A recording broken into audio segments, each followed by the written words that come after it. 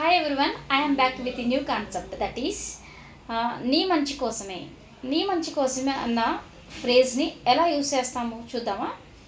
నీ మంచి కోసమే నేను సలహా ఇచ్చాను, నీ మంచి కోసమే నేను వార్న్ చేశాను, నీ మంచి కోసమే నేను అతనితో మాట్లాడానంట. అంటే నీ మంచి కోసమే అనే ఫ్రేజ్ని ఇంగ్లీష్లో ఎలా చెప్తాం? For your well being, for your well being. చూద్దామా. If you see some examples you will come to know.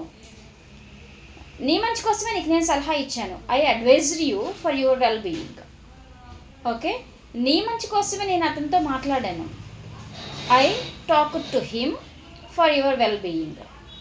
నీ యొక్క ప్రయోజనం కోసమే నేను ఈ వర్క్ చేశాను, I did it for your benefit.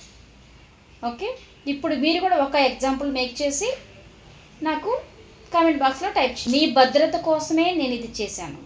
ఈ సెంటెన్స్ ట్రాన్స్లేట్ చేసి కామెంట్ బాక్స్లో టైప్ చేయండి. Thank you for watching. Keep watching. Have a nice day.